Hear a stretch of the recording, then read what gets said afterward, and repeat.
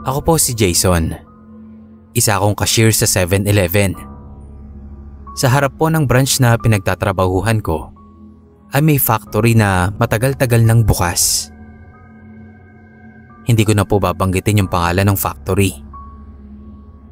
Bago lang po ako sa trabaho ko bilang cashier. Medyo malayo rin po ito sa branch na napasukan ko sa bahay namin. Kaya hindi ako maalam sa lugar na yon. Mabait naman ang dalawa kong katrabaho. Nakasabay ko lagi sa duty. Papangalanan ko na lang po sila bilang Nina at Jeje. Halos kaedad ko lang sila. Kaya ayos naman ang naging samahan namin. Panggabi po ang duty namin. Nag-aaral po kasi ako. Kaya panggabi yung schedule na pinili ko. Nung mga unang araw ay ayos naman ang naging trabaho ko. Kaso sa mga sumunod na araw ay may mga kakaibang nangyari. Sa pagkakaalala ko po, alauna na ng madaling araw nun. Nung unang nangyari sa akin yon, wala na halos nabili sa amin ng ganong oras. Kaya yung dalawa kong katrabaho, umiidlip na lang. Mabilis din naman silang nagigising kapag may bibili. Dahil na rin sa tunog ng pinto. Madilim sa labas ng 7-Eleven na yon. Tanging yung ilaw na lang na nagmumula sa gate ng factory, yung nakikita ko nun. Wala na rin halos mga sasakyan ang nadaan. Inipon ko na yung mga basura para maitapon ko na dun sa basurahan sa labas. Nung nasa labas na ako, habang inilalagay ko yung mga basura sa lalagyan, ay may narinig akong mga yabag ng paa. Napalingon ako kung saan nanggagaling yung tunog. Doon sa loob ng gate ng factory. Hindi kita dahil nakaharang yung gate. Pero may naaaninag akong anino ng paa na naglalakad doon sa loob.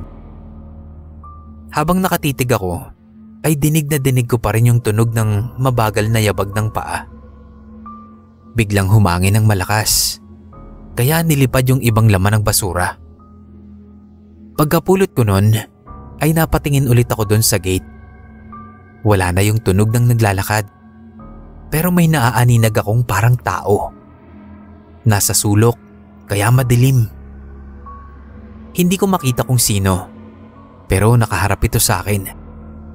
Medyo matangkad na parang nakasombrero. Kumaway na lang ako ron. Baka kung anong isipin niya dahil nakatingin ako sa kanya. Tapos umalis na ako at bumalik na sa loob ng 7-Eleven. Pagpasok ko, gising na at nagre-restock na yung dalawa. Inaya ko muna sila na kumain kasi nakaramdam ako ng gutom. Pumayag naman sila. Habang kumakain kami, tinanong ako ni Jeje kung sino daw yung kinakawayan ko kanina sa labas. Sabi ko hindi ko sigurado, pero parang guard nung factory. Nakasombrero kasi kako ng panggwardya. Siguro raw ay may bago ng gwardya sa factory, sabi ni Nina. Kinabukasan, madaling araw ng alauna, wala sina Nina at Jeje. Dahil naghahanap sila ng mabibilhan ng trash bin. Kaya ako lang mag-isa ang naiwan sa store. Maya-maya, may umalingasaw na amoy. Amoy usok ng yosi. Napaubo ko dahil may hika ako. Lumabas ako saglit ng store para magpahangin. Paglabas ko, napansin ko na mas maamoy roon yung usok ng yosi. Habang nakatakip yung kamay ko sa ilong ko, napansin ko kung saan nanggagaling yung usok. Doon sa table sa sulok ng store. Kahit na madilim, ay wala naman akong naaninag kung may tao na nagyoyosi doon. Pero yung usok, doon talaga galing. Habang takang-taka akong nakatitig doon, nagulat ako nang may humawak sa balikat ko. Paglingon ko, si Nina lang pala. Ano raw yung ginagawa ko sa labas? Bakit daw nakatakip ako ng ilong? Ikinuwento ko sa kanila yung nangyari. Pero wala naman daw silang naaamoy na usok. Pagtingin ko rin sa pinagmumulan ng usok, ay wala na nga iyon. Maski yung amoy. Hinayaan ko na lang at pumasok na kami sa loob. Kinabukasan, alauna na naman ng madaling araw. Mas kakaiba yung nangyari sa akin nun. Habang nag-aayos si Nina at Jeje ng mga gamit sa stockroom at ako naman ay nasa cashier, may nakita akong tao sa labas ng pinto ng store. Hindi ko maaninag ng maayos dahil madilim sa labas. Pero mukhang nakasuot ng pang-guard. Siguro ay yung nakita kong guard doon sa factory. Nahulog yung calculator ko. Tapos nung nakuha ko na, pagtingin ko rin sa guard, nasa loob na agad yun. Nagulat naman ako. Kasi ang bilis niya namang nakapasok sa loob. Para ba siyang nag-teleport? Nakatalikod yung guard sa akin. Kaya hindi ko makita kung sino. Bilang bungad, ay nagsabi na lang ako ng welcome sa 7-Eleven store namin. Pero walang sagot yung guard. Halos 5 minutong nakatayo yung guard doon. Kaya tinanong ko siya kung anong maitutulong ko. Pero wala ring sagot. Naglakad na ako papalapit doon sa guard. Nang bigla akong tinawag ni Nina. Humihingi ng tulong habang wala pa raw nabili. Pero sabi ko, may customer na. Sabay turo at tingin ko sa kung saan nakatayo yung guard. Pero pagtingin ko, wala na yun dun. Hinanap ko pa siya sa loob ng store. Pero wala na talaga. Sabi ko, nandito yung guard ng factory sa harap kanina. Kaso biglang nawala. Sabi ni Nina, wala naman daw pumasok. At wala silang narinig na nagbukas ng pinto. Nilapitan ako ni Nina at seryoso akong tinanong, may third eye daw ba ako? Nagulat naman ako sa tanong niya dahil malayo sa usapan. Pinaupo niya ako sa table na nasa likod ng store namin. Kinausap ako tungkol sa guard ng factory. Nakausap niya raw yung tito niya na nagtatrabaho sa factory na yon. Mag-iisang buwan na raw palang walang guard na nagbabantay sa factory nila. Namatay na daw kasi yung guard na dating naka-duty ron, na si Mang Eddie. Nagkasakit daw sa baga at hindi na nakayanan. At hanggang ngayon, wala pa ring mahanap na papalit kay Mang Eddie. Kaya wala pa ring guard doon sa factory. Yung nakikita ko raw na guard ay baka nga si Mang Eddie. Laging nakabantay at naglilibot sa gate. At lagi ring nabili ng yosi sa store namin. Nagulat ako at kinilabutan sa mga narinig ko. Dumiretso kami sa CCTV monitor para ipakita ko sa kanila na totoong may guard kanina. Pero nung binalikan namin yung mga oras na yon, nakakapagtakang nagloko yung CCTV ng oras na nakita ko yung guard. At bumalik lang sa normal nung nilapitan na ako ni Nina. Nagtirik kami ng kandila sa table sa labas ng store, kung saan palaging tumatambay si Mang Eddie kapag nagyoyosi siya. Ipinagdasal din namin ang kaluluwa niya at simula nga noon ay hindi na ulit nagparamdam sa akin si Mang Eddie.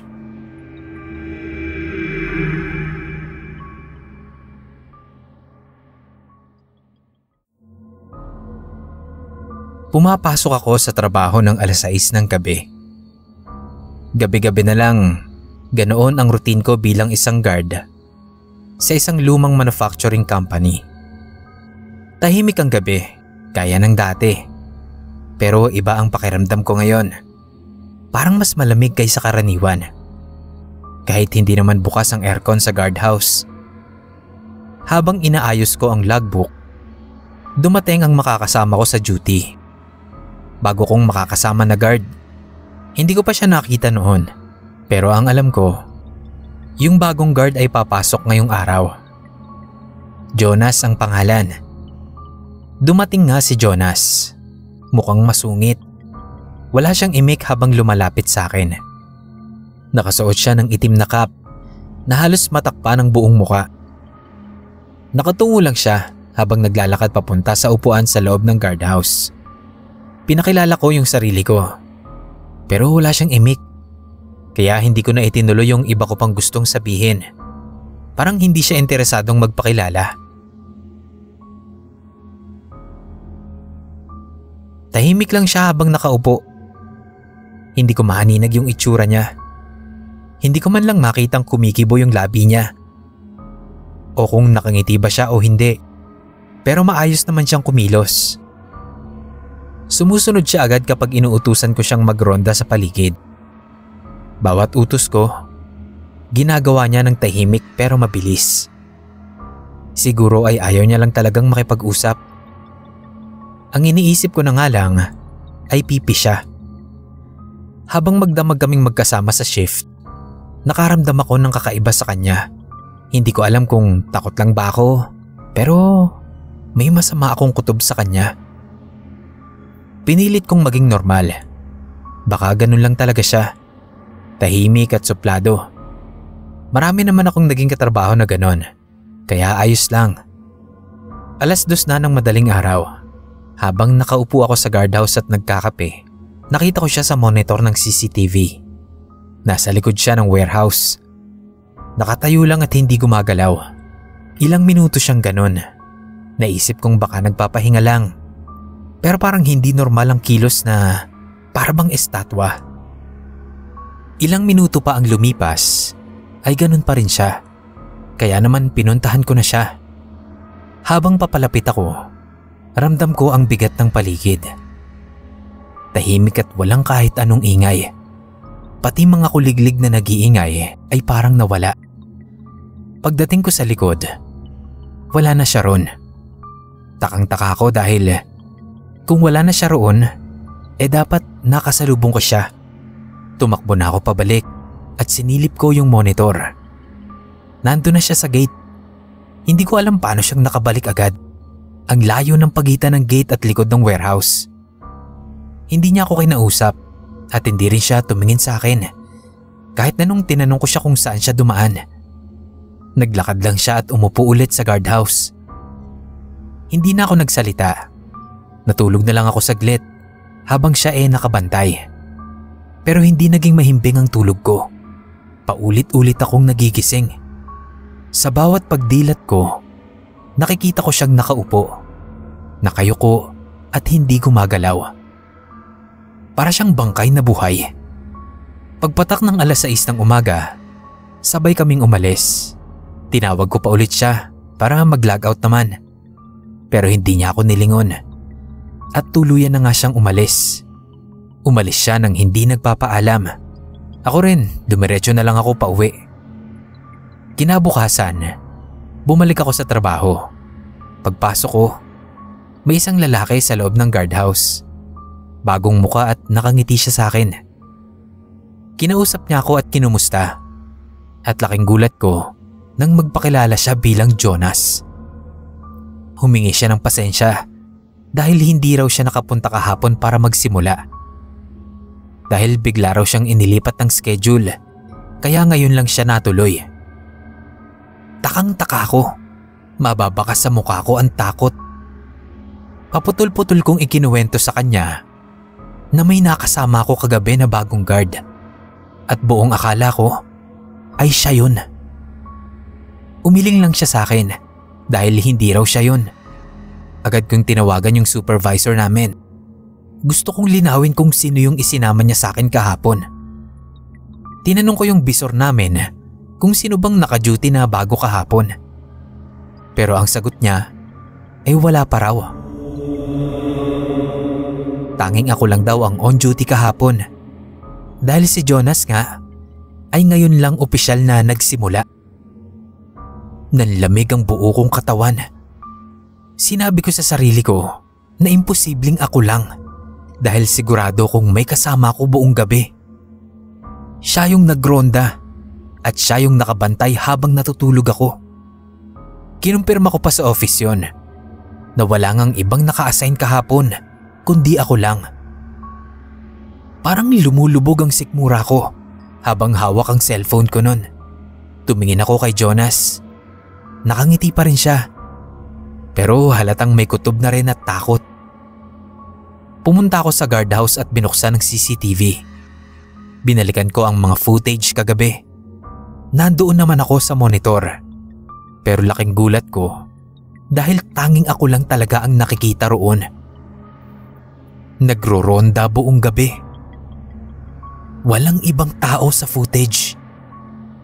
Tinignan ko si Jonas. Tahimik din siya habang pinapanood ang screen. Walang sinasabi, pero ramdam kong kinikilabutan din siya. Hanggang ngayon, hindi ko alam kung sino o anong nilalang yung nakasama ko noong gabing yon. Pero isang bagay ang sigurado ko. Hindi yon si Jonas.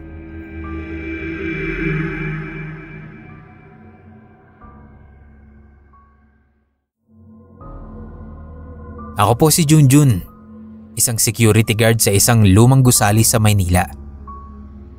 Gabi-gabi po, ako ang naka-duty mula alas 10 hanggang alas 6 ng umaga. Wala namang masyadong nangyayari sa shift ko. Kadalasan ay tahimik lang. Pero itong mga nakaraang linggo, may mga kakaiba akong nararanasan.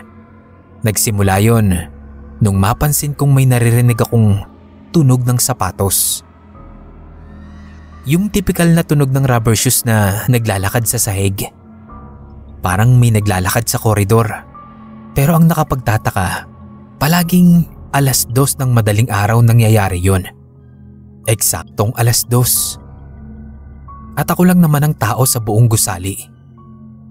Bilang guard, syempre unang pumasok sa isip ko ay may nanloob sa amin na baka magnanakaw. Kaya agad akong tumingin sa CCTV monitor. Pero sa mga footage na pinapanood ko sa tapat ng 2 AM ay wala naman. Noong una, iniisip ko na baka guni-guni ko lang yon. Pero habang tumatagal, palakas ng palakas ang tunog. Minsan parang paakyat sa hagdan.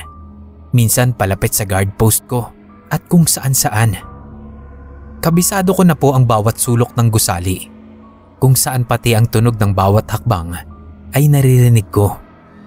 Kaya hindi ko matanggap na baka gawa lang ito ng imahinasyon ko, lalo na kapag humihinto ako sa paglalakad at nakikinig lang. Nandoon pa rin yung tunog ng bawat hakbang na para bang may kasabay ako sa pagroronda. Pinilit kong wag pansinin. At baka nga kakapuyat ko lang yun. Pero sa totoo lang, nagsimula na akong kabahan tuwing palapit na ang alas 2. Bumibigat na ang pakiramdam ko. Para bang may malamig na hangin na dumadaan sa paligid ko.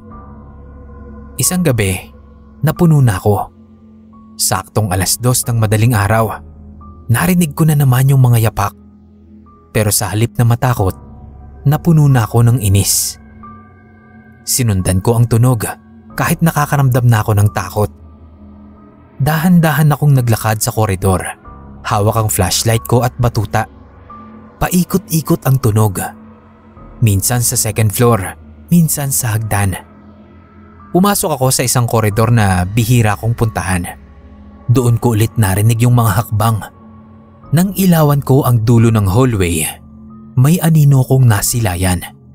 Wangis tao at may suot na uniforme katulad ng sa akin. Tumigil ako sa paglalakad. Tinanong ko kung sino siya. Ang lalaking nakita ko ay nakatalikod. Mabagal siyang naglalakad.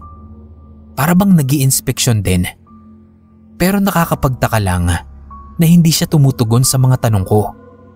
Diretso lang siya sa paglalakad na para bang hindi niya ako nadidinig. Hindi siya lumilingon. Para siyang robot. Isa, dalawa. Sunod-sunod lang na paghakbang ang ginagawa niya. Paulit-ulit sa parehong direksyon. Lumapit ako at mas nilakasan ko pa yung ilaw ng flashlight ko. Doon ko napansin na luma na yung uniforme niya. Parang kupas at marumi. Nangilabot ako nung makita ko sa likod niya ang isang tag na may pangalang Ronald. Kinilabutan ako. Kilala ko si Manong Ronald. Narinig ko na sa iba na siya ang dating guard dito bago ako. Mabait daw siya pero matagal nang wala. Na-stroke daw habang naka-duty. Naaabutan siyang patay na sa loob ng guardhouse. Pagkatapos ay ako na nga ang pumalit sa kanya. Hindi ko akalaing totoo ang mga kwento tungkol sa kanya. Akala ko, chismis lang ng ibang staff. May nagsabi na dati na hindi raw siya matahimik. Mahal na mahal niya raw ang trabaho niya dahil malapit siya sa mga empleyado rito at masaya. Kaya hindi niya maiwan yung trabaho niya na kahit patay na siya ay patuloy pa rin siya sa pagroronda. Kahit takot na takot ako ay pinilit kong kumilos. Binati ko si Mang Ronald ng magandang gabi at nagpaalam na babalik na ako sa pagroronda. Dahan-dahan akong tumalikod at umalis habang takot na takot. Pagbalik ko, nagtimpla ako ng kape para mabuhayan at magising. Hinayaan ko na lang ang mga tunog ng paglakad ni Mang Ronald. Pero kinabukasan, nag-request ako sa opisyales namin na baka pwede nila akong bigyan ng makakasamang magronda sa gabi. Pabiro pa nila akong sinagot na kasama ko naman daw si Mang Ronald. Pero pumayag din naman sila at agad na nag-hire ng bagong guard na makakasama ko. Pinabless din nila yung lugar kung saan palaging nagro-ronda si Mang Ronald. At ipinagtirik na rin ng kandila na may katabing litrato niya. At simula naman noon ay hindi ko na naririnig ang pagro-ronda ni Mang Ronald.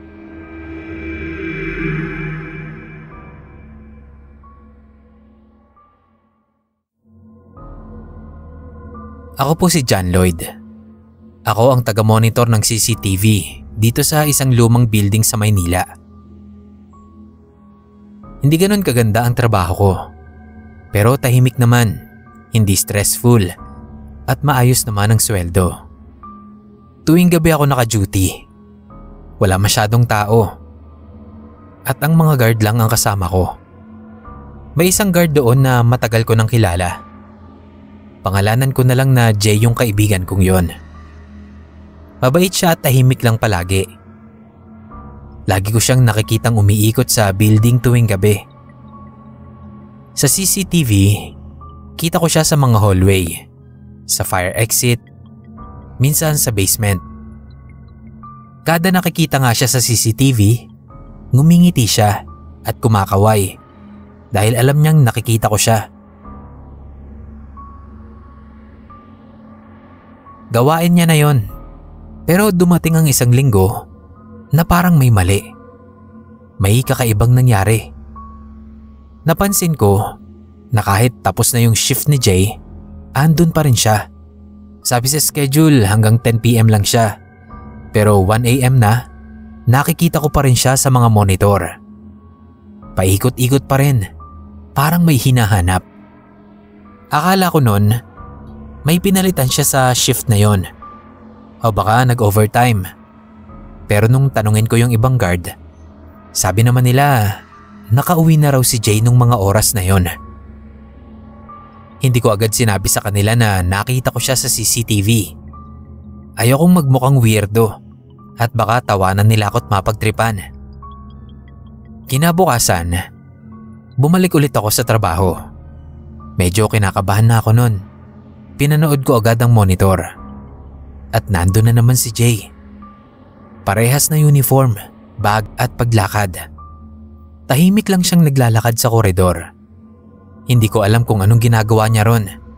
Pero hindi niya pinapansin yung kamera nung mga oras na yon.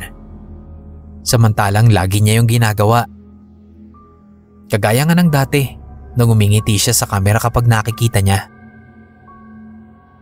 Ang inisip ko na lang, baka inaantok na. O baka may iniisip. So diretso lang siya. Hindi siya umiimik. Hindi siya lumilingon. Hindi rin tumitingin sa paligid. Nakaharap lang siya sa iisang direksyon. Nakakapagtaka kasi parang hindi tama yung ikinikilos ni Jay nun. Para bang may mali sa kanya. Pinanood ko siya buong gabi. Nakita ko siyang pumasok sa isang CR sa second floor. Kuha sa CCTV na tumigil siya sa harap ng salamin ng matagal. Basta nakatayo lang siya. Mga ilang minuto siyang nakatayo doon. Hindi gumagalaw. Tapos bigla na lang siyang lumabas. Na parang wala lang. Kinilabutan ako nun. Ilang araw pang laging ganun yung nangyayari. Lagi ko siyang nakikita. Kahit na hindi siya naka-duty. Nakarecord pa yon sa CCTV. Tinry ko pang hanapin sa footage kung saan siya galing. Pero wala. Parang bigla na lang siyang lilitaw sa isang sulok ng hallway na para bang multo. Doon na ako nagsimulang magtanong. Ang sabi ng head guard, naka-leave daw si Jay ng ilang araw. Pero imposible yun. Kasi gabi-gabi ko siyang nakikita sa monitor. Hanggang isang gabi, habang nagmo-monitor ako, nakita ko na naman siya na paikot-ikot. Pero napansin ko na iba yung suot niya nun. Naka-uniforme pa rin siya. Pero marumi. Parang may mancha sa uniforme niya. May tumutulo na parang dugo. Sinubukan kong i-rewind yung footage para makita ko kung saan siya nanggaling. Pero sa bawat rewind ko, wala talaga siyang pinanggagalingan. Bigla na lang siyang nandun at susulpot. Kinabukasan, hindi ko na napigilan. Sinubukan kong tawagan si Jay sa number niya, pero walang sumasagot. Nakaraming tawag na ako pero wala talaga. Hindi nagre-ring. Hanggang sa kinausap ko na yung isang senior guard. Tahimik siyang nakinig habang ikinukwento ko ang lahat. Nang bigla na lang niyang sinabi, napatay na si Jay. Parang tumigil ang mundo ko nun. Hindi agad pumasok sa utak ko yung sinabi niya. Akala ko nagbibiro lang siya, pero seryoso yung mukha niya. Sabi nung guard, na-aksidente daw si Jay pa uwi nung isang linggo. Nabundol daw at iyon yung ikinamatay niya sa ospital. Hindi ko alam ang sasabihin ko nun. Lahat ng nakikita ko sa CCTV ay multo na lang pala. Kaluluwa na lang ni Jay. Hindi ako nakatulog ng buong araw. Paulit-ulit ko pa rin iniisip kung totoo ba yung mga nakita ko. Hindi ko alam kung matatakot ba ako o malulungkot. Dahil nga kaibigan ko si Jay.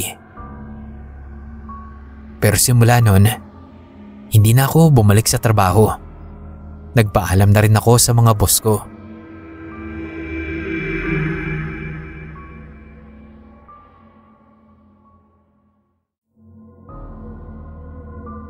Ipakilala nyo na lang po ako bilang JM. Bago lang ako sa trabaho bilang isang security guard sa isang lumang sementeryo sa probinsya. Naglagay talaga sila ng guard sa gabi dahil nagka-issue noon na ninanakawan ng mga patay. Sinisira ang mga nicho. Walang gaanong dumadalaw doon. Madalang ang tao. Kaya inakala kong magiging madali lang ang trabaho. Tahimik at wala masyadong istorbo. Tamang bantay lang. Ikot-ikot, tapos uwi. Unang araw ko pa lang, may kakaiba na agad akong naramdaman. Sa kalagitnaan ng gabi, habang nag-iikot ako, may narinig ako na parang may sumitsit mula sa may bandang dulo ng sementeryo. Akala ko may tao. Pinuntahan ko at hinanap ko yon dala yung batuta at flashlight ko. Kaso wala naman akong nakitang kahit na sino doon. Tahimik sa lugar. Pero yung pakiramdam ko, para bang may mga nakatingin sa akin sa likod. Tumingin ako pero wala naman. Kaya hindi ko na rin maiwasan yung kilabot.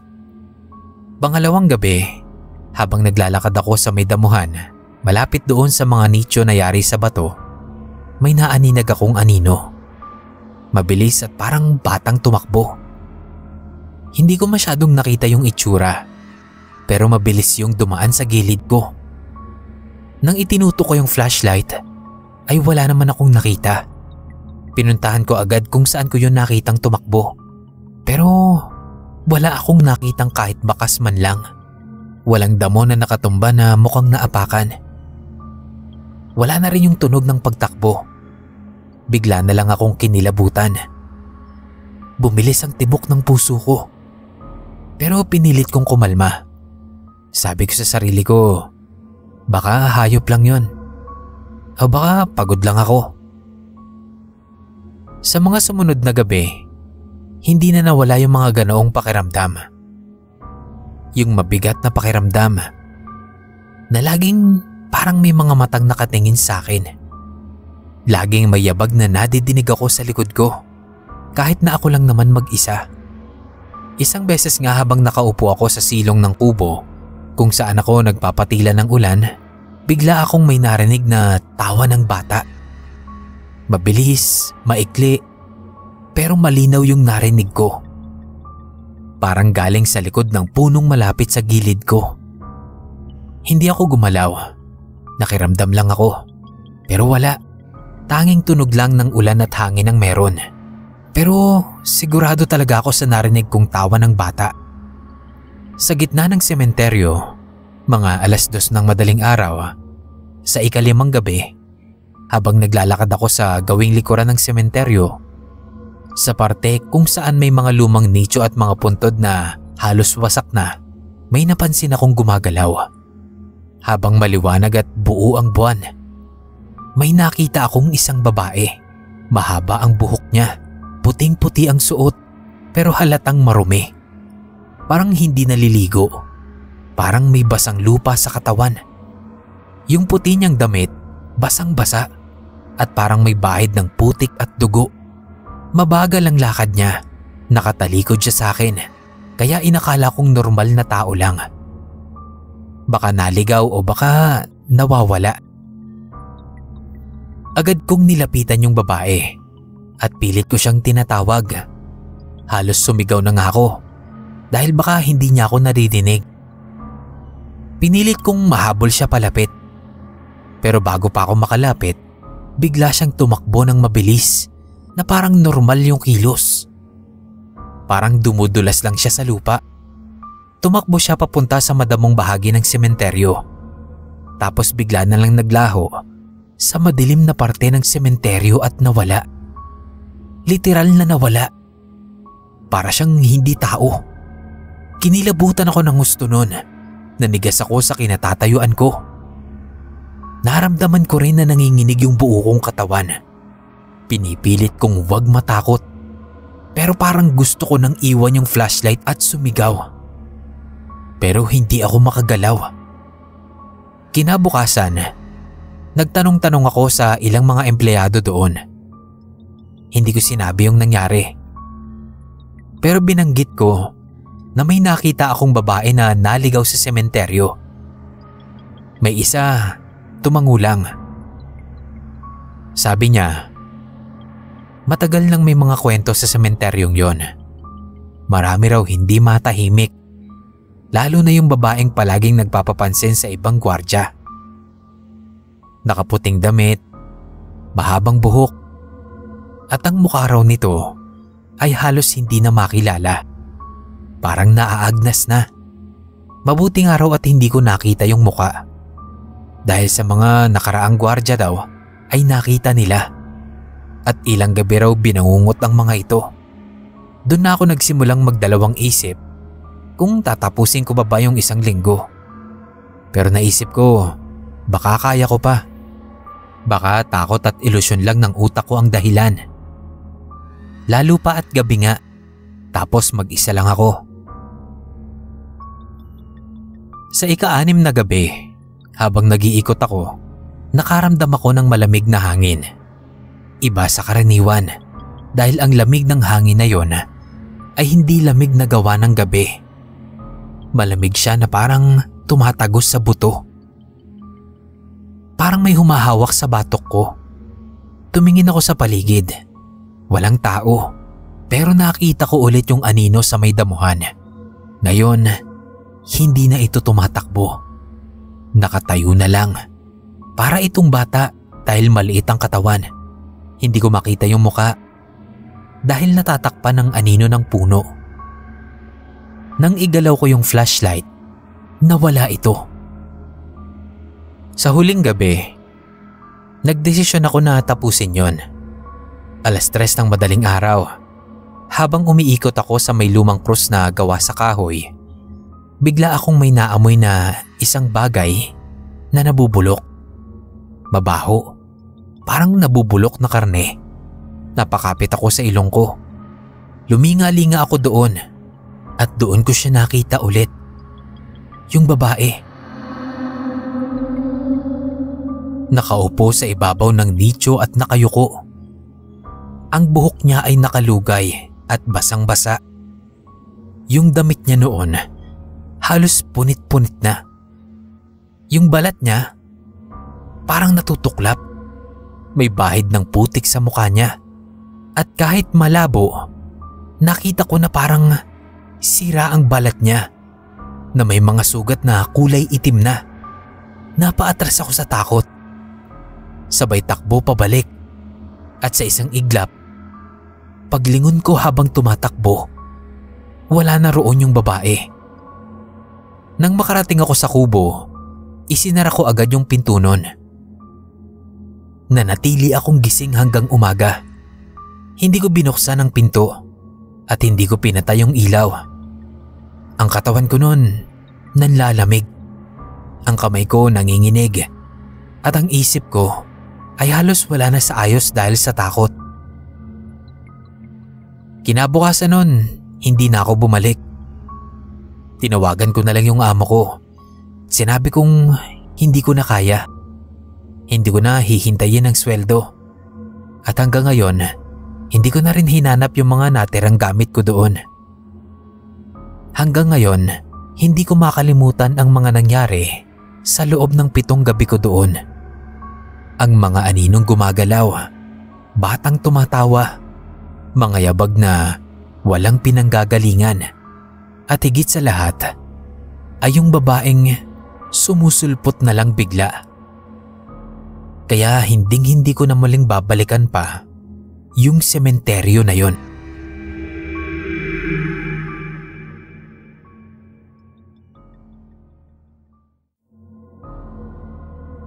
Kakapasok ko pa lang bilang bagong guard sa isang lumang apartment sa may QC. Medyo luma na yung building, pero tahimik naman at hindi masyadong marami ang tao. Panggabi ako, 10:00 ng gabi hanggang 6:00 ng umaga. Kalma lang, pero minsan nakakaantok talaga. Una kong napansin, kada 3:00 ng madaling araw, may matandang lalaki na palakad-lakad sa labas.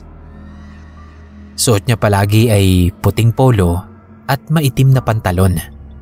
Mabagal siyang maglakad, parang pagod o may iniinda. Iniisip ko na lang noon na baka isa siya sa mga nakatira sa itaas na nag-iinspeksyon o sanay lang maglakad tuwing madaling araw. Pero ang laging nakakapagtaka, lagi siyang nawawala sa may dulo ng hallway. Bigla na lang parang sumusulpot, tapos bigla ring mawawala. Akala ko tuloy minsan, baka multo. Pero pinipilit kong hindi seryosohin. Baka antok lang ako, o baka imahinasyon ko lang. Ilang araw nang ganon. Pare-parehong oras, pare-parehong kilos, at pare-parehong lugar kung saan siya nawawala, doon mismo sa dulo ng 4th floor. Minsan sinubukan ko siyang sundan, pero pagdating ko sa dulo, wala na siya. Isang gabi naisip ko, kailangan ko na siyang kausapin. Gusto kong malaman kung sino siya at bakit siya palaging nandyan ng ganoong oras. Hindi na normal Kaya nung sumunod na madaling araw, naghintay ako sa may bandang hagdan. Pagsapit ng 3:00, dumaan ulit yung matanda, tahimik at mabagal. Tapos nung dumaan siya sa harap ko, nilapitan ko siya. Hindi siya lumingon agad. Tapos nung malapit na ako, tinanong ko kung ayos lang siya. Wala siyang isinagot. Nakatingin lang siya sa sahig at parang malalim ang iniisip. Nung akala ko na di siya magsasalita, bigla naman siyang nagsalita. Eto lang ang sinabi niya. Huwag daw akong pupunta sa dulong kwarto ng ika-4 na palapag. Yun lang. Tapos bigla siyang lumakad papunta sa dulo. At katulad ng dati, bigla na lang nawala. Para akong kinilabutan nun, pero hindi ko maintindihan kung bakit. Tahimik ang paligid. Walang hangin at walang ingay. Parang ako lang mag-isa sa buong apartment. Simula nung gabing yon, hindi na ulit siya nagpakita. Pero doon na nagsimula na mas lalong maging kakaiba ang mga nangyayari. Habang nag-iikot ako, may nadidinig ako na kumakaluskos mula sa dulo. Doon sa ika-4 na palapag, parang may naglalakad. Minsan, parang may nagbubukas ng pinto. Pero wala namang tao dapat doon. Sarado ang mga ilaw at base sa listahan ng tenants, walang nakatira sa dulong kwarto o kahit doon mismo sa buong 4th floor. Isang madaling araw, may nadinig ako na tunog ng piano. Mahina lang pero malinaw. Galing yun sa dulong kwarto ng 4th floor. Akala ko noon nababaliw na ako. Lumapit ako, pero pagdating ko sa may hallway, tahimik ulit at walang tunog. Wala ring tao. Sarado ang pinto ng lahat ng kwarto.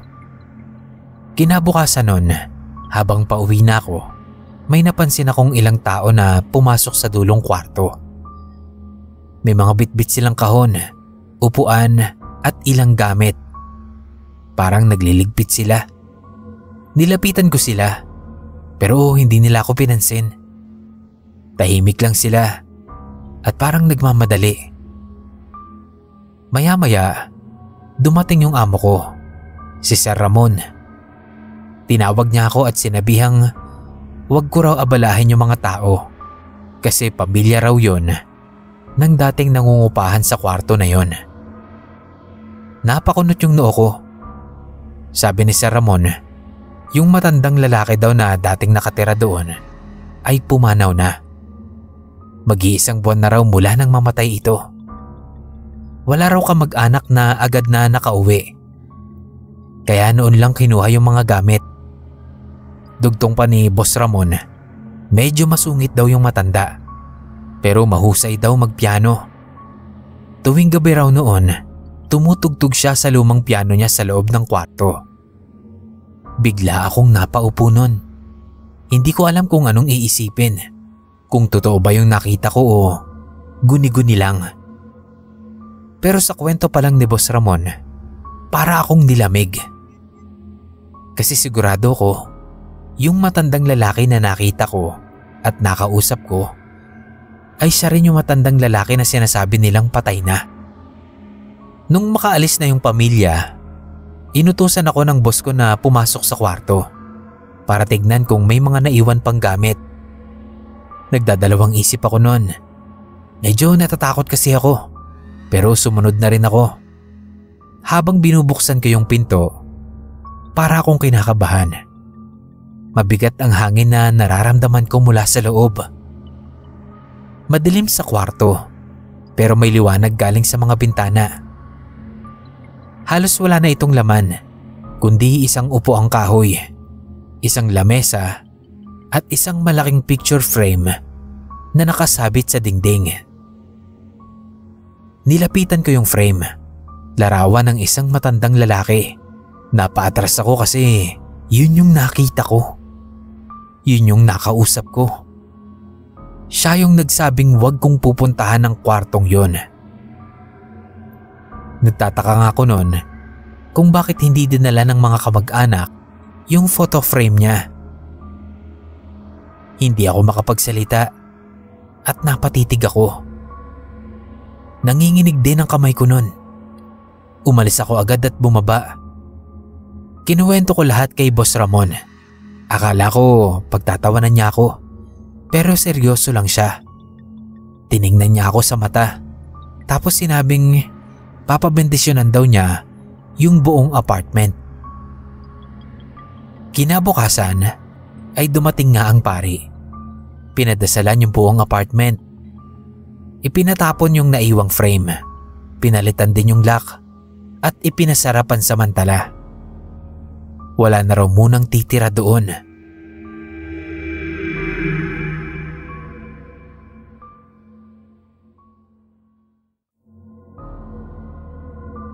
Ako po si Carlos, college student. Halos kakaupa ko lang po nun sa apartment na malapit sa pinapasukan ko. Nangyari po yun noong October. Yun po yung pinili kong apartment dahil mura at tahimik sa paligid. Sa harap po ng apartment na tinutuluyan ko ay merong bahay. Mukhang luma na. Unang impresyon ko nga po roon ay medyo nakakatakot. Kung titignan kasi siya, akala mo walang nakatira. Dahil parang mabubulok na yung pader ng bahay. Dahil na rin sa lumot at sa mga dumi sa paligid. Kaklose ko yung nagbabantay sa apartment. Kaya nakwento ko kay Ate Beth yung tungkol doon sa bahay. Sabi niya sa akin, isang babaeng medyo may edad na raw ang nakatira doon. Bihira raw yun lumabas. At laging panghating gabi.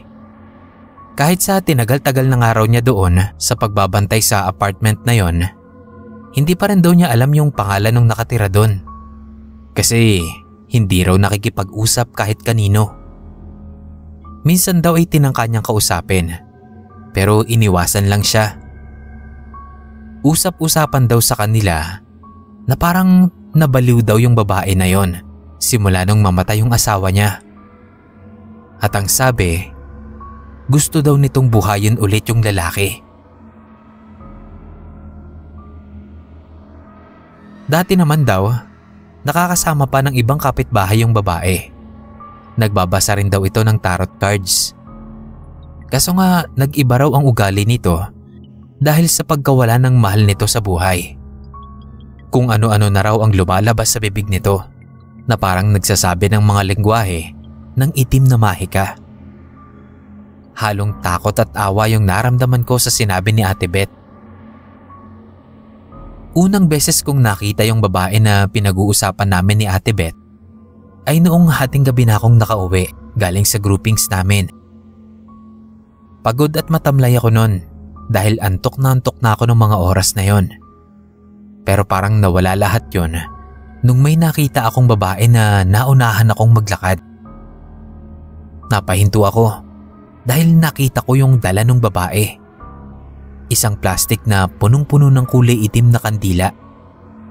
Tapos ang laman ng isa pang plastic na dala niya ay mga karne na may pumapatak-patak pang dugo sa paligid.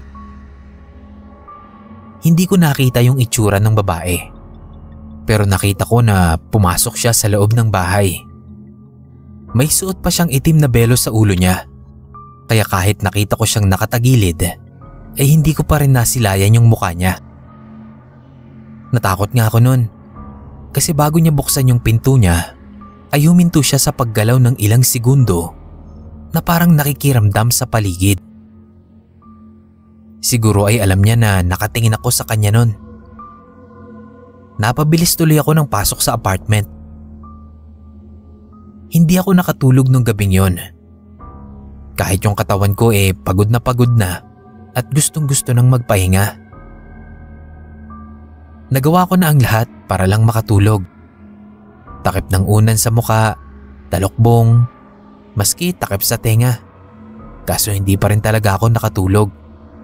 Naisip ko yung nakita ko. Sobrang hangin ng mga oras na yon. Nilamig ako sa hangin, kaya naman pumunta ako sa bintana. Isasara ko sana yon. Kaso nakita kong bukas yung bintana doon sa bahay sa harap ng apartment. Medyo malaki yung bintana niya, kaya kitang-kita ko halos kalahati ng loob ng second floor ng bahay. Nagtataka ako kung anong ginagawa ng babae. Dahil nakita ko na nakaluhod siya sa sahig. Nasa loob siya ng pabilog na sulat sa sahig. Kinakabahan ako kasi pati yung hugis ng bituin na nasa loob ng bilog nakabaliktad sa kanya. Kasama yung maraming itim na kandilang nakatirik. Bumibilis ang tibok ng puso ko habang kumikilos siya na parang may ginagawang ritual. Nanlaki ang mga mata ko sa takot nang unti-unting lumingon yung babae sa akin. Walang emosyon yung mukha niya at nakatirik yung mga mata niya. Napaatras ako sa takot. Agad ko namang isinara yung bintana ko. Sa sobrang takot ko ay napapunta pa ako kay Ate Beth. Ikinuwento ko sa kanya yung nakita ko at inaya ko siyang umakyat sa kwarto ko para ipakita yung nakita ko sa bintana at para maniwala siya sa akin. Ang kaso pagsilip namin, sarado na yung bintana ng kapitbahay. Baka daw nananaginip lang ako o namamalikmata dahil sa sobrang pagod at puyat, sabi ni Ate Beth. Pero alam ko kung ano yung nakita ko at hinding-hindi ko malilimutan yung itsura ng babae nung tumingin siya sa akin. Hindi naman ako umalis sa apartment dahil doon, kahit natakot ako kasi wala na rin akong budget para lumipat. Iniwasan ko na lang na makita yung babae. Ni tumingin sa bahay niya, iniwasan ko na rin. Hindi naman daw yun ang sabi ni Ate Beth. Basta wag lang pakikialaman.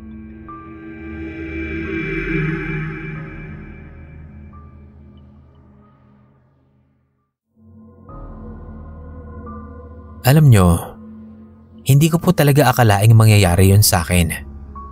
Kung alam ko lang na ang simpleng pagtingin ko sa isang babae na pangalanan na lang nating bilang Laila ay magiging simula ng isang masamang pangyayari sa buhay ko, siguro ay hindi ko na siya titignan noon o gugustuhin pang kaibiganin. Ako po si Eric. Gusto ko lang pong ibahagi yung nangyari sa akin bilang babala na rin sa iba.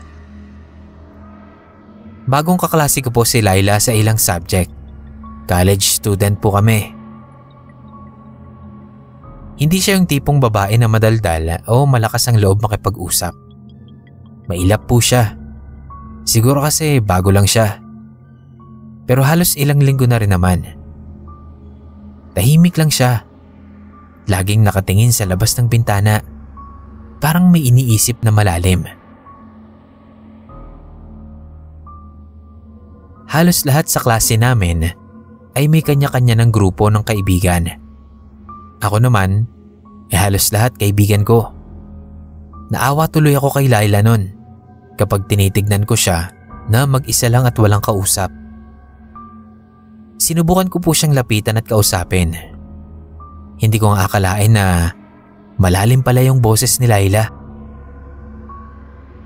Nung una, nararamdaman ko na nahihiya pa siyang makipag-usap sa akin. Pero habang tumatagal, nagiging ayos naman na ang pakikitungo niya sa akin. Kaso sa akin lang, nahihiya pa rin siya sa iba. Akala ko ay magiging ayos kaming magkaibigan. Pero hindi ko naisip na may mangyayari palang masama. Lumipas ang ilang araw. May kakaiba na akong napapansin sa mga ikinikilos ni Laila. Minsan, nahuhuli ko siyang nakatitig sa akin. Nakikita ko sa gilid ng mata ko na hindi niya inaalis yung tingin niya sa akin. Ayos lang sana.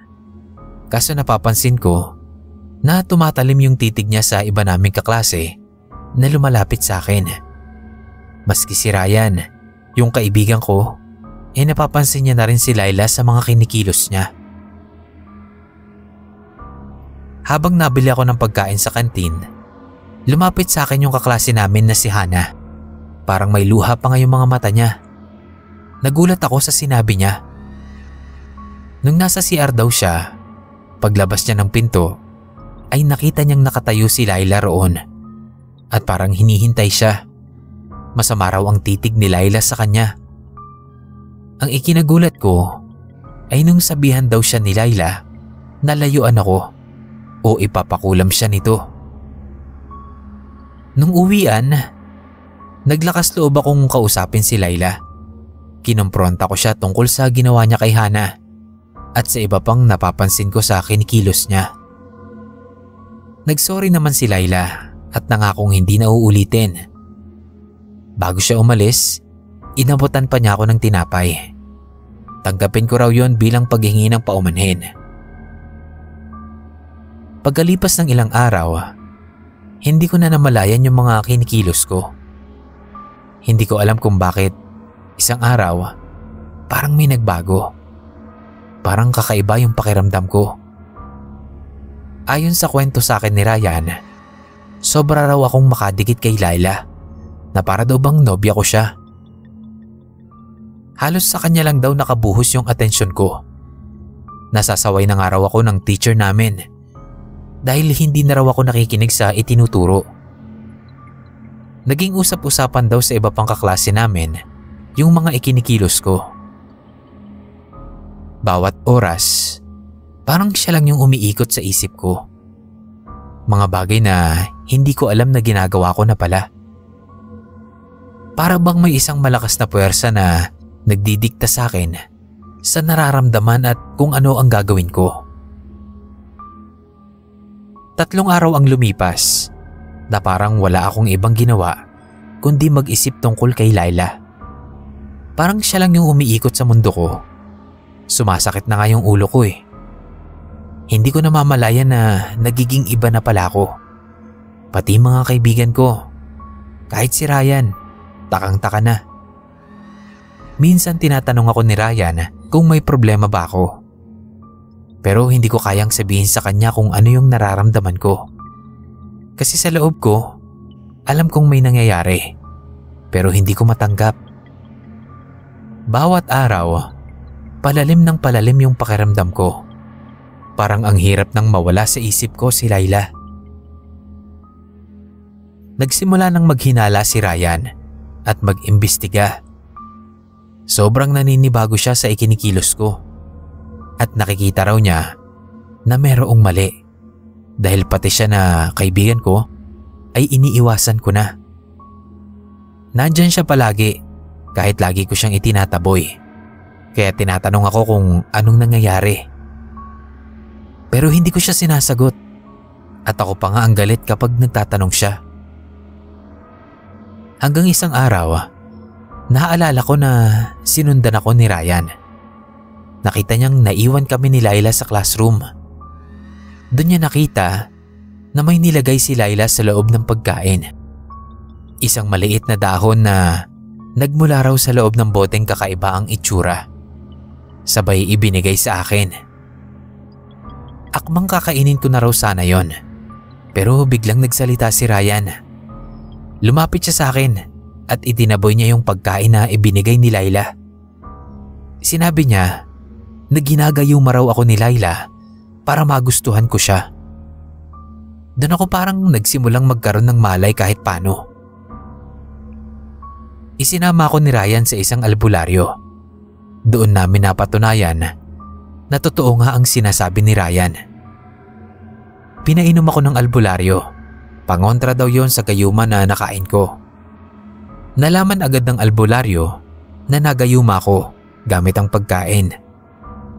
Doon ko naalala yung pagkain na ibinigay sa akin ni Laila nung humingi siya ng paumanhin. Simula nun, unti-unti nang bumalik ang malay ko sa mga nangyayari. Bala ko sanang kausapin si Laila dahil na nga rin sa ginawa niya sa akin. Kaso, sa mga sumunod na araw, pagkatapos naming magpunta sa albularyo, ay hindi na pumasok si Laila. Balita namin, lumipat siya ng school.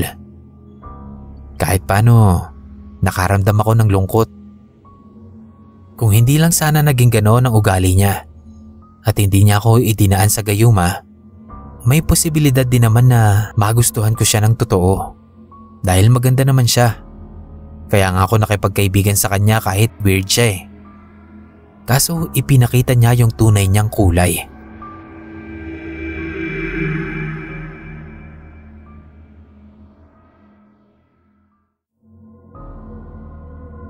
Ako si James at may kwento akong nangyari sa amin nung lumipat kami sa isang lumang bahay. Noong una, hindi ko pa alam kung anong mga bagay ang nakatago roon. Pero hindi ko talaga makakalimutan yung mga nangyari.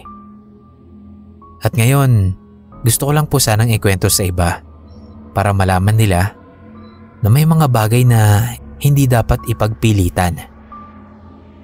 Yung mga panahon na yon, nagdesisyon ang pamilya ko na bumili ng bahay. Yung bahay na yon, medyo malayo dahil nasa probinsya ito. Doon lang din kasi kami nakahanap ng mura. Hindi ko alam kung bakit, Pero nung makita ko yung bahay, parang may kakaibang pakiramdam na dumapo sa akin. Parang ang lamig. Parang may gumagapang na kaba sa katawan ko. Pero hindi ko nalang pinansin yon. Siguro dahil lang excited akong makalipat. Yung bahay ay halatang may pagkaluma na at parang hindi talaga natirahan ng matagal. Pero sabi ni Mama at Papa, kaya raw nilang ayusin. Kaya itinuloy na rin namin ang pagbili. Naisip ko, siguro hindi lang talaga maganda yung mata ng iba. Pero makakaya namin na pagandahin. Baka hindi lang ako sanay sa itsura ng mga lumang bahay. Pero hindi ko inaasahan na yung bahay na yon ay may lihim na itinatago. Pagdating ng gabi, may mga kakaibang bagay akong naramdaman. Damang-dama ko yung kakaibang lamig sa paligid. Sumusuot yung lamig sa buo kong katawan. Kahit hindi naman talaga malamig yung panahon na yon. Ni wala ring hangin sa labas. Hindi lang yon. Nung matutulog na ako, parang may nadidinig akong mga kaluskos sa attic. Minsan may mga pinto na nagbubukas ng mag-isa. Sabi ko sa sarili, baka nga dahil luma na, kaya ganon. Pero habang tumatagal, mas lumalala yung mga kababalaghan na nararanasan ko sa bahay. Isang gabi, habang nanonood ako ng TV, may narinig akong kaluskos mula sa itaas. Hindi ko pinansin dahil baka daga lang o kung anong insekto. Pero maya-maya, hindi na lang kaluskos ang nadidinig ko. May kumakatok na mula sa attic. Kahit natatakot, ay tumayo ako at nagpasyang akyatin yung attic. Hindi ko alam kung anong pumasok sa isip ko. Pero sa totoo lang, pinipigilan ko ang katawan ko na pumanik sa attic. Hindi ko alam kung ano ang makikita ko sa itaas. Pag-akyat ko ron, halos wala akong makita dahil sa sobrang dilim. Pagbukas ko rin doon, ay sumalubong sa akin ang alikabok. Binuksan ko yung flashlight ng cellphone ko para matignan ko kung ano bang meron doon. Nang bigla akong may narinig na tunog. Pagtapat ko ng ilaw, ay may nakita akong tumba-tumba. Isang uri yun ng upuan na para sa matatanda. Laking takot ko nang makita kong umuuga yun mag-isa. Wala namang hangin nun at wala ring gumagalaw doon. Sa takot ay halos madapa pa ako habang tumatakbo papunta kay nanay. Ikinuwento ko sa kanila yung nangyari. Doon na umamin sa akin si nanay na may kakaiba rin daw siyang nararamdaman sa bahay. Kagaya kagabi na may naaninag siyang matanda sa bintana ng bahay. Nakita niyang pumasok yun sa may gate. Akala niya raw bumisita si lola ko. Pero nung pag-akyat niya, wala raw tao sa buong bahay dahil wala pa kami. Nung bumisita yung nagbenta ng bahay sa amin, ikinuwento namin sa kanila yung mga nangyayari sa amin ni nanay. Doon na nagkwento yung nagbenta na baka daw lola niya yung nagmumulto sa amin. Dati pa man daw kasi ayaw na ng lola niya na ipabenta yung bahay nila. Kaso kasi kailangan na daw talaga ng pera. At dahil nga doon, nagdesisyon na lang kami na pabendisyonan ng bahay. At magmula naman nun ay naging maayos na yung ganap sa bahay namin.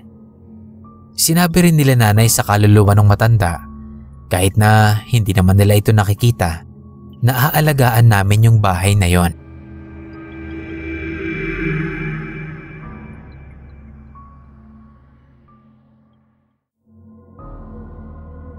Pangalanan niyo na lang po ako bilang Buboy.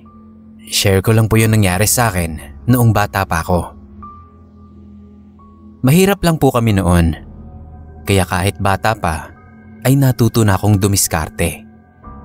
Nangangalakal po ko at nagtatapon ng basura ng iba.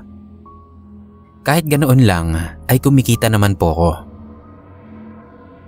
Isa sa mga paborito kong nagtatapon ng basura Si Aling Lucy. Mabait si Aling Lucy at kahit nagtatapon lang ako ng basura, medyo malaki ang pera na ibinabayad niya sa akin. Minsan 20, minsan naman 50. Iba't ibang klase ang kalat na natatapon ko galing doon. Mga plastik, lata, papel, at kung ano-ano pang mga kalat. Pero hindi mabigat. Minsan, may mga gamit pa akong nakukuha mula sa ibang basurahan. Isang beses ay binigyan ako ni Aling Lucy ng mga gamit. Wala na raw gagamit nun kaya akin na lang. Tuwang-tuwa naman ako nun. Kaso nawala ang ngiti ko nang mapatingin ako sa bintana ng bahay ni Aling Lucy. May nakita kasi akong batang lalaki nun na nakatingin sa akin. Hindi ko makita ng maayos yung mukha niya, pero halatang nakatingin yun sa akin. Kumaway pa ako dun sa bata. Kaso wala siyang imik. Bilang bata, hindi ko po naisip agad na may kakaibang nangyayari. Ang nasa isip ko lang, baka anak yon ni Aling Lucy. Hindi ko na siya pinansin at nagpatuloy lang ako sa pagtingin ng mga damit. Pagkatapos ay nagpasalamat na ako kay Aling Lucy at umalis. Tinignan ko ulit yung bintana. Wala na doon yung batang nakasilip kanina. Pero tuwing pupunta ako doon, lagi ko na siyang nakikita doon sa bintana na yon. Nakatingin lang sa akin. Gabi-gabi akong dumadaan at sa bawat pagdaan ko, palagi siyang nasa bintana. Isang gabi, medyo kakaiba naman po yung nangyari. Habang kinukuha ni Aling Lucy yung basura niya na ipapatapon niya sa akin, nakita ko po ulit yung batang lalaki. Pero sa pagkakataon na yon, hindi lang siya nakatayo. Yun yung unang beses na nakita kong gumalaw yung bata. Yung kamay niya, ihinawak niya sa bintana. Tapos, unti-unting dumulas yung palad niya. Pagtingin ko ulit sa bintana, pagkaabot sa akin ni Aling Lucy ng basura, nawala na yung bata. Nagtaka ko nun, kasi lagi na lang nandun ko nakikita yung bata na yon. Kaya yung sumunod na pagpunta ko ron, hindi na po ako nagdalawang isip. Binanggit ko na kay Aling Lucy yung tungkol doon sa bata. Nakita ko rin kasing dumaan yun sa likod niya, sa loob ng bahay. Kaya pabiro kong sinabi na baka pwede kong maging kalaro yung anak niya. Lagi ko kasing nakikita sa loob ng bahay. Baka kako pwede niya kaming payagang maglaro ng magkasama sa labas. Nakangiti ako nun, pero unti-unting nawala yon nang makita kong may luhang tumulo sa mga mata ni Aling Lucy. Nataranta ako nun. Hindi ko alam kung masyado lang ba siyang naging masaya dahil may gustong kumaibigan sa anak niya. Laking gulat ko na lang nung sabihin ni Aling Lucy na matagal nang patay yung nag-iisa niyang anak. Humingi ako ng sorry kay Aling Lucy dahil hindi ko naman alam na ganun pala yung sitwasyon niya. Pumasok siya sa bahay. May kinuha siyang gamit. Paglabas niya, meron siyang dalang kandila at litrato ng anak niya. Doon ko nakita yung itsura ng bata. Kamukhang kamukha nito yung nakikita kong batang lalaki doon sa bintana ni Aling Lucy. Sinindihan niya yung kandila bilang pagbigay galang at dinasalan namin yon. At dahil bata lang ako nun, syempre takot ang naramdaman ko dahil ang akala kong magiging kaibigan ko ay isa palang multo.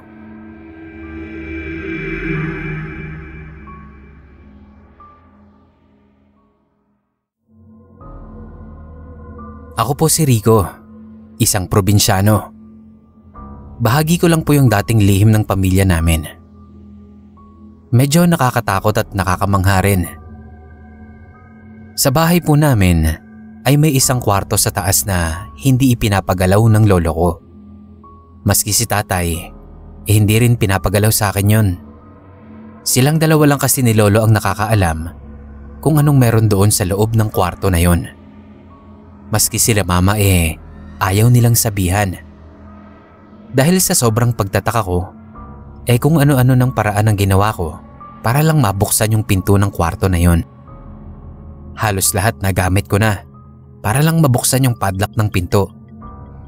Kaso ayaw talaga. Isang gabi, nagising ako sa yabag ng mga paa sa sahig. Pagsilip ko sa pinto, nakita ko si Lolo, may dalang plastik. Binuksan niya yung pinto ng misteryosong kwarto. Ako naman, bilang makulit na apo, dahan-dahan akong lumapit doon nung pumasok si Lolo. Mabuti na lang at hindi niya naisara ng maayos yung pinto, kaya may awang ng konti at nakasilip ako doon. Pero hindi ako natuwa sa nakita ko. Nanlaki ang mga mata ko sa mga jar na nakita ko sa loob ng kwarto. Hindi ako sa mismong garapon nagulat, kundi sa laman noon. Parang laman loob ng isang hayop yung laman nun na nakababad sa tubig. Bawat garapon ay iba't iba ang nilalaman. Halos masok ako sa nakita ko. Nanayo yung balahibo ko sa takot nang may humawak sa balikat ko. Paglingon ko, si Papa. Nahuli niya akong nakasilip sa kwarto. At dahil doon, pinapasok niya na ako sa kwarto. Nung una, pinapagalitan pa ako ni Papa. Kaso sabi ni Lolo, hayaan na raw at malalaman ko rin naman daw yun. At nagsimula nang magkwento si Lolo. Ang tatay kasi ni Lolo ay magaling na mamamatay aswang. At ang bawat aswang na napapatay niya ay ginagawa niyang koleksyon bilang memorabilya ng kanyang tagumpay. Ipinamana raw yon ng tatay ni Lolo sa kanya na napunta na kay Papa. At ngayon naman ay sa akin. Naduduwal ako sa mga nakikita ko. Mata, pangil, kamay, paa, at kung ano-ano pang parte ng katawan ng isang aswang. At ang bawat katawan ay may hindi normal na sukat. Maski sa pader meron ding nakadikit piraso ng pak ng aswang. Pero ang pinaka nakakatakot ay ang pinakamalaking garapon kung saan isang buong pugot na ulo ang nakalagay sa loob. Kakaibang itsura ang nandoon. Nakakatakot na mukhang halimaw. Marami pang ibang kwento si Lolo sa bawat laban daw na ginagawa ng kanyang tatay. Madalang na raw ang mga aswang ngayon sa amin, kaya hindi na nadagdagan yung koleksyon na yon. Mabuti naman daw ang ganong balita. Masangsang ang amoy sa loob ng kwarto, kaya hindi ko na nakayanan ng magtagal doon. Lumabas ako para uminom ng tubig at mawala yung nasusuka kong pakiramdam. Pero kahit na nalaman ko na yung misteryo ng kwarto na yon, hindi pa rin ako pinapayagan na muling makapasok doon. Hanggang sa dumating na raw ang araw kung kailan handa na akong manahin ang lihim ng henerasyon namin. Sabi pa ni Papa, tuturuan daw ako ni Lolo ko kung papaanong pumatay ng aswang sa takdang panahon.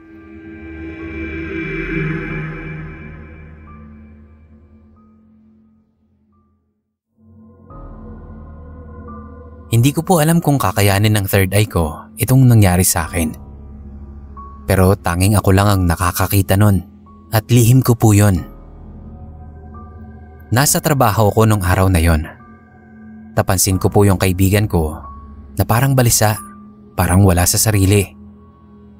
Kaya nung break time namin sa trabaho, nilapitan ko siya, kinamusta. Ang pangalan pala niya ay Cyrus.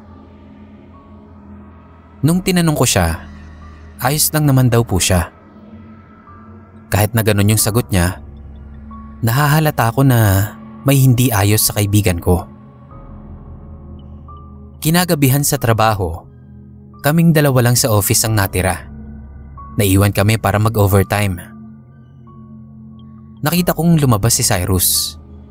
Magpapasabay sana akong bumili ng kape dahil bala kong ako inalang yung gawain niya noong gabing yon. Para makapagpahinga na siya at naaawa na ako nun sa kanya. Medyo natagalan si Cyrus. Maya-maya, lumabas na rin ako ng opisina para magbanyo. Bago pa ako makalabas ng hallway, ay may naaninag akong dumaan. Taong walang ulo. Napakusot ako ng mata nun, sabay tingin ulit. Kaso, wala na yung nakita ko. Hindi ko na pinansin. Baka dahil lang sa pagod o baka namalikmata lang ako. Pagkatapos kong magbanyo, bumalik na ako sa opisina. Laking gulat ko na lang nang makita ko si Cyrus na walang ulo. Pero yung katawan niya, normal na kumikilos at nagtatrabaho. Sa takot ko nun, hindi ko alam kung anong gagawin ko. Hindi ko alam kung nananaginip lang ba ako at binabangungot. Kaya kinurot ko pa yung sarili ko nun. Pero naramdaman ko yung sakit, kaya siguradong totoo yung nakikita ko. Nanginig ako sa takot. Pumunta ako sa lamesa ko at naupo. Kitang-kita ko sa gilid ng mata ko yung katawan ni Cyrus na walang ulo. Kahit na takot ako nun, hindi ko napigilang tumingin. Wala talaga siyang ulo, pero wala namang dugong umaagos. Ang hirap ipaliwanag ng itsura niya. Ang sigurado lang ay walang ulo yung katawan niya. Sinubukan ko pang i-message nun si Cyrus. Tinanong ko siya sa chat namin kung nasaan na siya, para masiguro ko kung anong klaseng nilalang yung kasama ko sa opisina. At laking gulat ko nang tumigil yung katawan ni Cyrus sa pagtatype sa computer niya. Sabay dampot ng cellphone niya nang tumunog yun. Nakapag-reply sa akin yung katawan ni Cyrus. Nagtatakang sagot niya na nasa harapan niya raw ako. Biniro pa niya ako sa chat kung ayos lang daw ba ako. Kasi nga magkatapat lang naman kami sa lamesa. Nag-search ako sa Google. Naghanap ako ng mga kagaya nitong pangyayari. Doon ko nabasa na kapag daw nakakita ka ng taong walang ulo, huwag matakot. Lapitan iyon.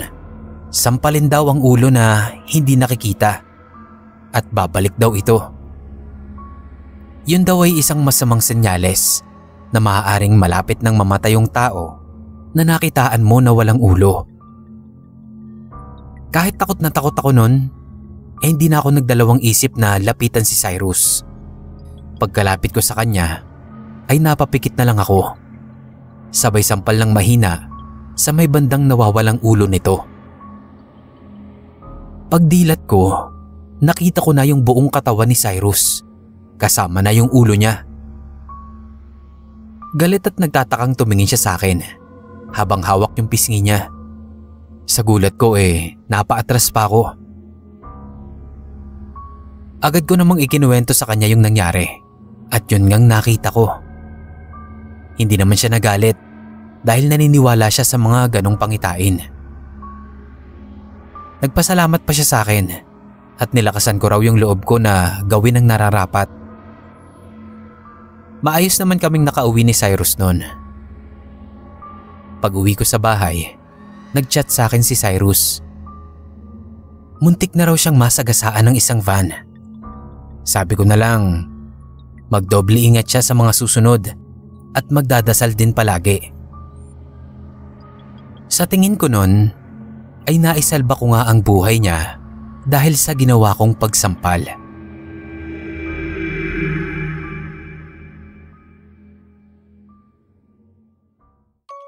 Yo mga kapasta! Ako nga pala si Kira, ang boses ng Nginig Stories, katang isip lamang at creepy encounters.